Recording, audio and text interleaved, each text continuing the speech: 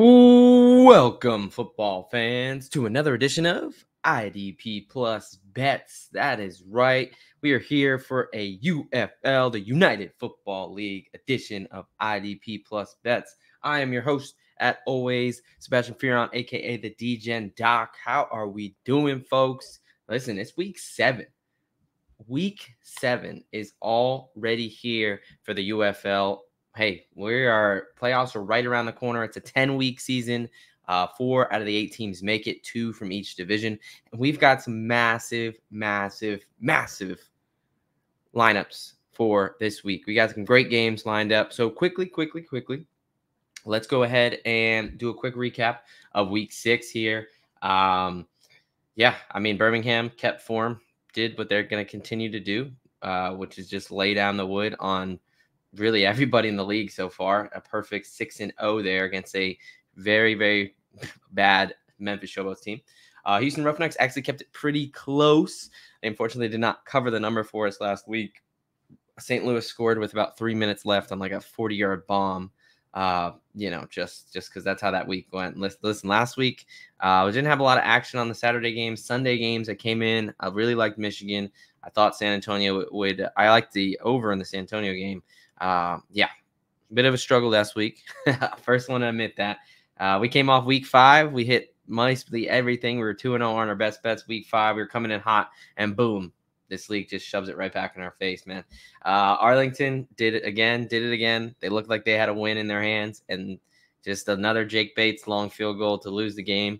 And San Antonio and DC really just played an ugly game all around. It was just that San Antonio got stopped inside the goal line on 4th down. They've dropped a wide open touchdown. Like, they just did not look like they had it. And DC, give them credit, they played better than I thought they would. So as we come in to now, we're looking at week 7. This is the slate for the weekend so far.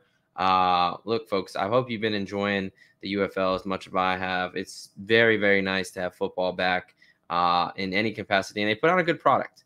They put on a really good product so far. So Saturday's a pretty funny day because it's the matchup of both. We start with the 2 worst teams. We've got a 1-5 Memphis Showboats and an 0-6. Still blows my mind that this Arlington Renegades team is winless, but they just find a way. So we have a 1-11 combined record in the first game on Saturday, the early slate here. And let's go ahead and just jump right into it, because we'll start with a little bit of a clunker and then get into what is likely to be the 2 best teams, and maybe even a preview there of the 2 best teams going at it here. So a little playoff preview. All right, so we've got, again, Memphis heading to Arlington, to Choctaw Stadium here. I will say, records aside, I do think this could be an exciting game. I think that these teams, are pretty close in what they're good and what they're bad at.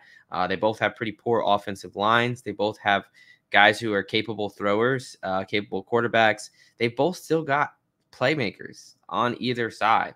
So I think this is actually going to be a pretty interesting one. Let's take a look at the depth charts here that's posted. Of note, I think the biggest note for me is Troy Williams over Case Cookus. Now, Case Cookus, Chef Cookus, I think he's a good quarterback. I think he's one of the better quarterbacks in the United Football League. But I don't know if it's the injury. I don't know if they just like what Troy Williams was bringing with his mobility. I'm not quite sure where that's coming from, if it's the injury or if really they just think Troy Williams gives them the better shot to win. I don't know, but that is a little bit concerning. As far as injury-wise goes, they're missing their good linebacker, inside linebacker, Vontae Diggs there. He's going to be out. But other than that, they're pretty healthy coming in. So really the biggest change is Troy Williams at QB1 instead of Case Cookus.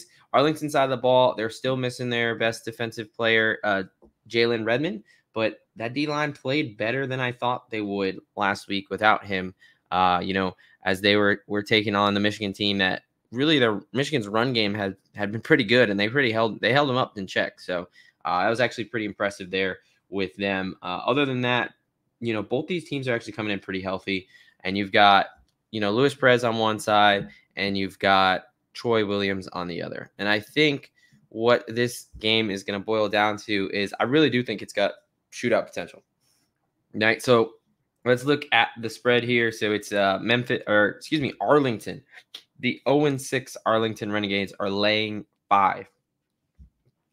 I repeat, the 0-6 winless Arlington Renegades are laying 5 points.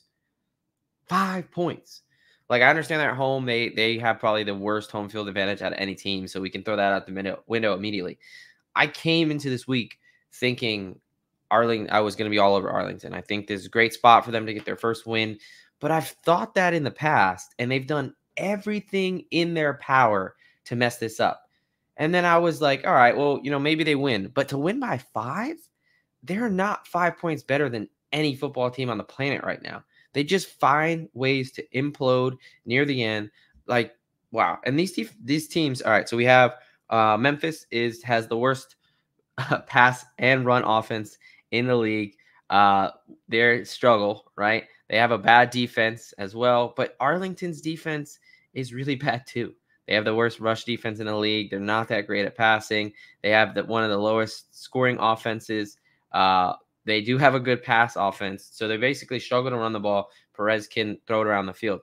So my best play for this game is actually going to be over 45 points. And why I really like the over in this game is, one, starting with Troy Williams. Troy Williams has 4 touchdowns and 4 interceptions on the year. And, I think he's really only started one game. He's got some action in between. But this guy is going to make things happen, right? I mean, we already know their defense is going to struggle to stop anybody. Really, both these defenses are not scary in any way. I would think I will take both the offenses in this game by far.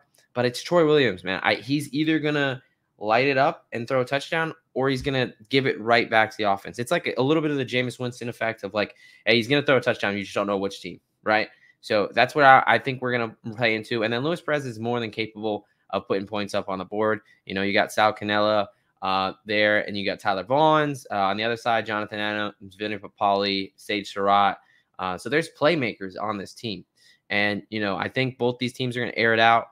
We'll see if Darius Victor can get going. He's a capable running back. It's just they haven't been able to block for him, but maybe this is the time going against one of the worst rush defenses in the league. But I just think that both these offenses are going to light it up. It's going to be, really one of those who has the ball last, because these defenses can't stop anything. So give me the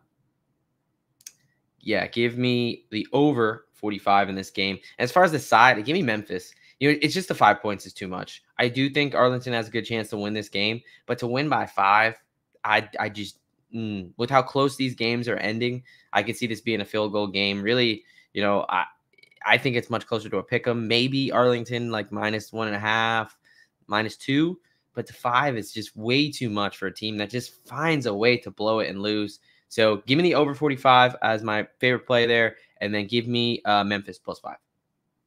All right, moving on to we went from a little one you may want to sleep through to one you definitely want to wake up for. And it is the prime time of really the entire season. I mean, this is the playoff preview. This is it right now. These are the 5-1 St. Louis Battlehawks taking on the 6-0 Birmingham Stallions. Not only is it the best teams, but it's also the best fan bases. It's going down in Birmingham, Alabama, in Proactive Stadium there. This, like, if you aren't excited for this game, like, get your pulse checked, man. You don't love football, because this is going to be a great football team, or football game, excuse me. Like, we got 2 really good teams, and I'm stoked for this game. I am just, this is going to be a great one, and I hope you guys are too. Let's go ahead and look at the depth charts. On the St. Louis side, it's a lot of positives, right? They came into the week. They had a couple guys banged up, most notably Mike Rose, all stud linebacker there in the middle, and their best pass rusher, Pita. Let me try this here. Pita Tayamapunu. I definitely butchered that. Sorry. Hand up on that one. But yeah, that is that's good news for St. Louis there as they come in pretty healthy because, as you can see, really the only starter that they're going to be missing is the defensive tackle Austin Faialu, who is a good player, but he's been out the past like 3 or 4 weeks. They've obviously, their D-line is pretty good. They've got guys there. So they're coming in pretty healthy. Where on the Birmingham side of the ball, they're down 3 starters. It's linebacker DeMarcus Gates, a guy who famously plays with a toothpick in his mouth, which is crazy, but hey, he's effective and he hasn't died yet, so good on him. Cornerback Lorenzo Burns, one of the better cornerbacks in the entire league, and then wide receiver Amari Rogers, Packers draft pick there, who came over and he's looked all right. I think Rogers is probably the least of Birmingham's worries as far as who they're going to be missing there. Also, it looks like their tackle Marjorie Harper is going to be out or Darius Harper, excuse me, is going to be out as well, which that's also of concern because that's one of the better offensive lines in the league. And we all know offensive line, all about continuity and chemistry. So St. Louis definitely has the edge on the health side of the ball. Now what's going to happen on the field? So we got really good on good here. You got the best offense, best pass and rush offense with Birmingham. They have the best run defense and the best scoring defense. And the St. Louis side of the ball, they've got a really good pass offense, second best, okay run offense, the highest scoring offense, the best overall defense, and a good scoring defense. So really, like, it's 1A, 1B. I know that St. Louis has a loss. The creation of Jake Bates there in week 1 or week 2. I'm trying to remember which week that was, where Bates hit a walk-off from like 60 plus twice. So, yes, it's a loss, but it's not like they got blown out or anything like that. They've looked really good. I think the addition of Ja'Cour Pearson to that wide receiver core, I think this is the best wide receivers core and really skill guys in the league. I know Mateo Durant went out and he was an electric player, but Jacob Sailors has been really good for them. You've got, I think if anything, they could probably, Sutherland isn't so, I'd take Jay Sternberner for the Stallions over Sutherland at the tight end position. But other than that, man, Hakeem Butler, Darius Shepard, Marcel Aitman, and Ja'Cour Pearson, that is a just stud group of wide receivers. And of course, you got A.J. McCarron, right? He's making his homecoming. He's coming back to Alabama. He's going to want to show out. And I think Adrian Martinez, as electric as he looked, I don't know, man. I can't get like Adrian Martinez is still Adrian Martinez, right? He's still the guy that led to a bunch of turnovers, and he's a big play threat for sure. But I think this is going to be the best defense that he's faced. I think it's going to be closer. So let me tell you the spread. We've got Birmingham laying 4 at home. The over-under is 47.5. Birmingham's catching a lot of the action, and I get it, man. They've looked like world beaters, like who's going to beat them. But I think this is where they slip up. I see, we got to remember that Scooby Wright also, Shark Dog, famously Shark Dog, one of the most energetic players in the UFL. He retired not too long ago due to a neck injury. So they're missing both their starting linebackers in Gates and Wright. Now I know Tezino has been an absolute stud for him. The former Pittsburgh Mauler, he's a baller, right? But they're still going to be down. You're still missing your 2 starting linebackers coming in the year and your starting cornerback. I think that could cause some issues on a defense that's been really stout. So go ahead, give me St. Louis +4. That's my best bet that I like for this game.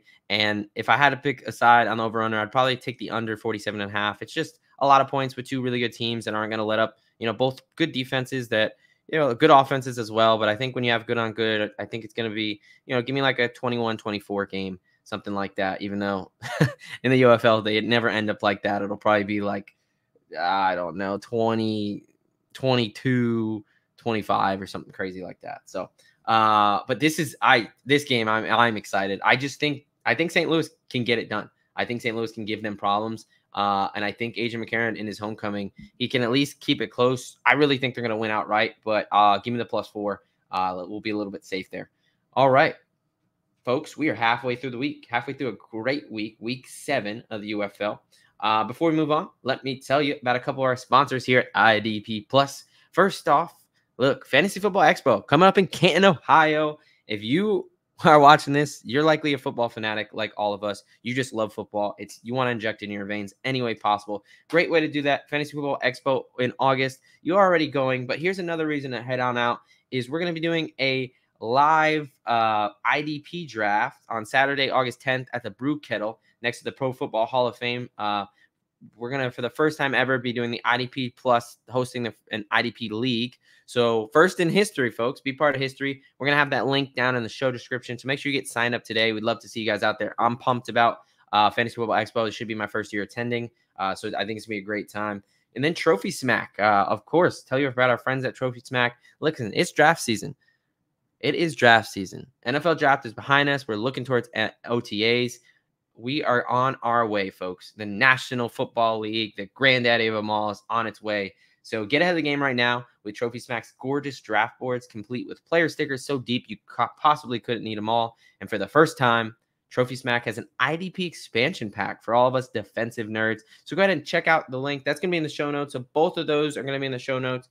So if you're interested in either of those, just go ahead and check that out. All right, we're back. We're back in the action, baby. And we are moving on to first game on Sunday. The Michigan Panthers taking on the DC Defenders. DC playing at home again for what I think is the third week in a row. I feel like they've been at home all month. But we've got the 4-2 Michigan Panthers taking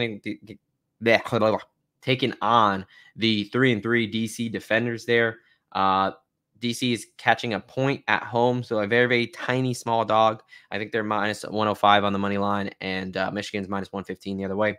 So and the over-under is 43 here. So we've got two teams that are very similar in the way I see this, right? So we've got, DC's really struggled in kind of the biggest thing for me is the DC from last year to this year, they don't have the playmakers on the outside that they once had. They were putting it too much on Jordan Thomas' shoulders. Well, last week rolled around and they got rid of, I think it was due to personal reasons or a health reason. Their offensive line coach kind of had to part ways with them on Tuesday of last week. They brought in a guy who has NFL experience. This offensive line looked leaps and bounds better than they've looked in the entire season. I mean, they pretty much, I know San Antonio was beat up on the defensive side last week, but they pretty much just ran the ball down San Antonio's throat the entire game. Also, Greg Williams, defensive coordinator for the DC Defenders, he finally stopped calling engage 8 every play, just spamming engage 8 every play. He actually played a cover 2, which allowed it really hampered San Antonio's passing offense was pretty electric. Quentin Darmany loves to throw the ball down the field. I think he ended with like under 100 passing yards, which is insane. He was averaging over 215. So I think Greg Williams may have figured out that, hey, maybe I don't have the guys to just blitz every play. Maybe I just hang back and play cover 2. And I think that's what you need to do against this Michigan team. Both these teams like to run the ball. They're way more successful running the ball. So I think this is going to be a close one. I think Vegas kind of got the number right here with the spread of just a point. Looking at the injuries here. Now, all right, folks, new league, not exactly sure what the protocol is for reporting injuries and things like that. I know they're still trying to figure things out. Hey, it's the first year of the league. I'm all for it. I think they do a lot of good things. Speaking of that, I'm actually going to be I got the chance to have an interview with their head of player performance. I'm releasing that. That article should be out either this weekend or early next week to give you guys a little bit of a behind the scenes look at like what happens, from week to week, who's the guys training these people, what's rehab look like, how does this compare to the NFL, stuff like that. So excited for that article to drop, my second article with UFL.com. So if you're interested, check that out. Show some love there for your boy. But looking at this injury report here, so this just got released. So we got the Thursday injury report for these guys, but not for the other game. No idea why. But anyway, so Danny Etling, starting quarterback, he is a DNP. He did not practice twice this week for the second day in a row. Now, let me pull over this video here and share my screen. Take this off. All right. this video was posted for yesterday's practice by the Michigan Panthers official Twitter.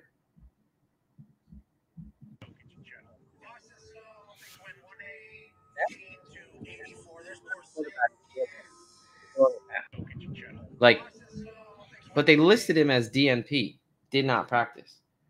So I don't understand how are you a DNP, but you're literally throwing the ball in practice and the team's social media account is promoting it. I just I don't get it, folks. So let's just all just say, like, some of these injury reports I think we got to take with a little bit of a grain of salt here. Of concern for the DC side of the ball, it looks like there's a couple offensive linemen who are banged up, and then Connolly, who's the starter quarterback for them, he's also a little bit banged up. So a little bit of concern there, but here's how I'm seeing it.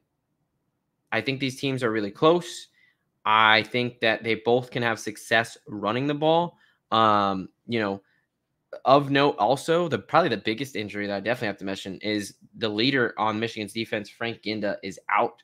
He's got an IR. He's going to be done for the season. He injured his shoulder last week. Just terrible. That guy is just he's it for them, man. Him. Really, it's Breland Speaks at the defensive line. It's Frank Ginda at the linebacker core, and it's Kai Nakua at the back end.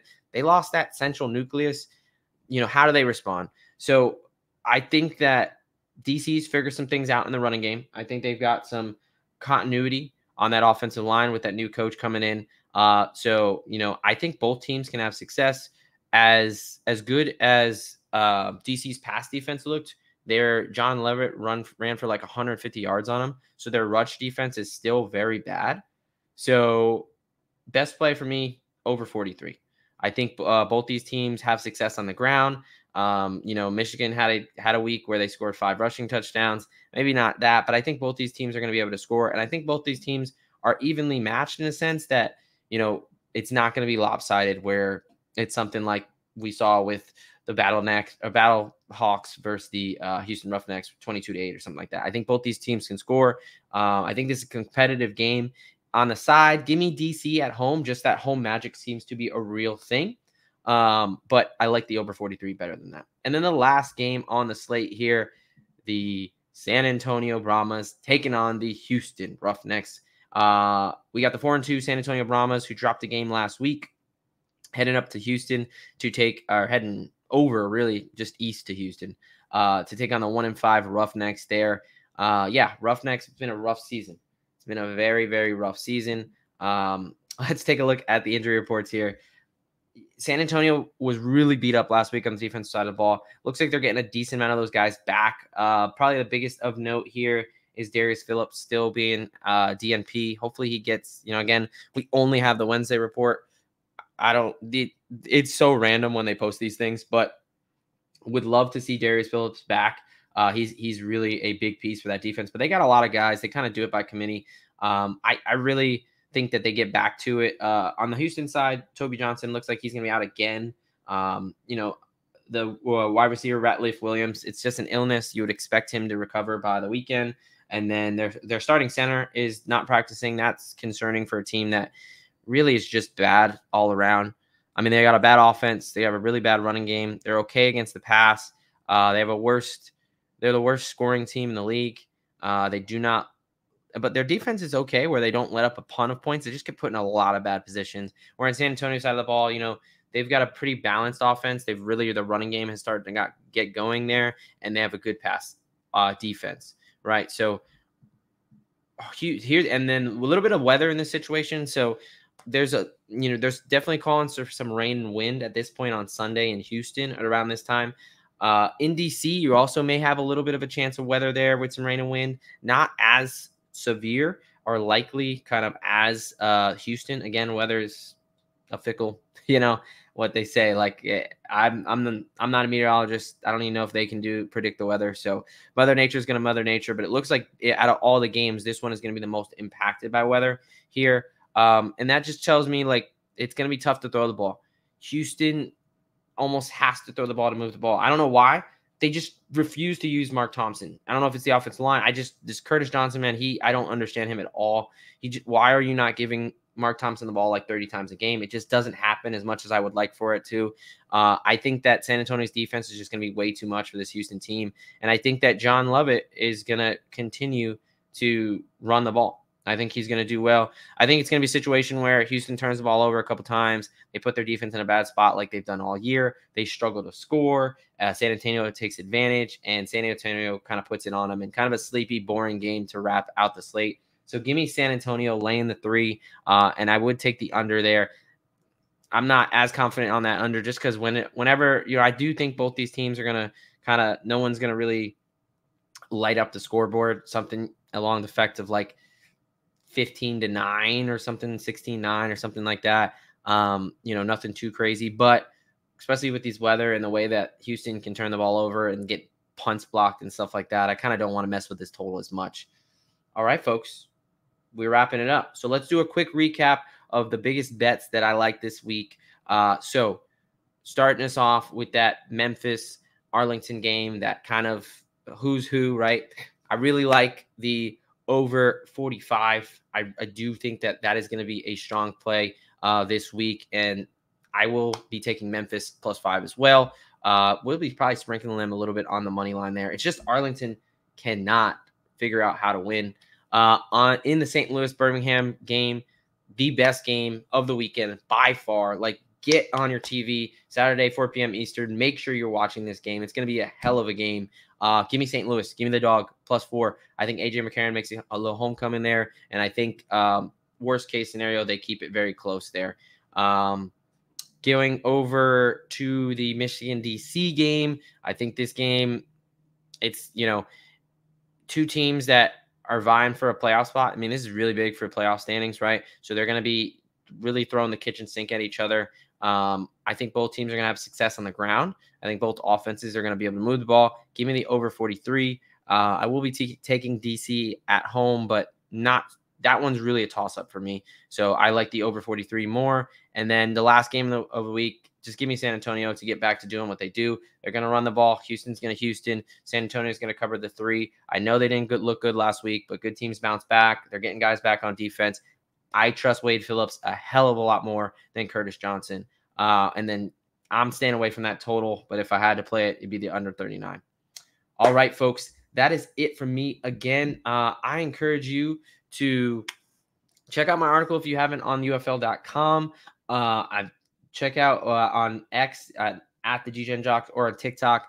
I would love to talk about Underdog Fantasy Play of the Week, which came home for us 2 weeks ago for a nice 6-1 cash there, but they don't put it out until Fridays and until after I record, basically. So if you want some underdog plays and things there, early leans, I like, in that San Antonio game, I love it on the ground. In the DC and Michigan game, I like both the running games and kind of the unders on the quarterbacks there. And the Arlington and Memphis game, a lot of overs. I think there's a lot of points, a lot of yards because those defenses are terrible. All right, folks, you just do me a favor, like, comment, subscribe if you enjoyed this. As always, putting out breakdowns, best bets, and be on the lookout for that article taking you behind the scenes of what happens in the UFL from the rehab realm, kind of where my bread and butter is, right? So I hope you enjoyed it this week. We've got a great slate of action, so hope you tail. Let's cash together. And other than that, Doc is out of here.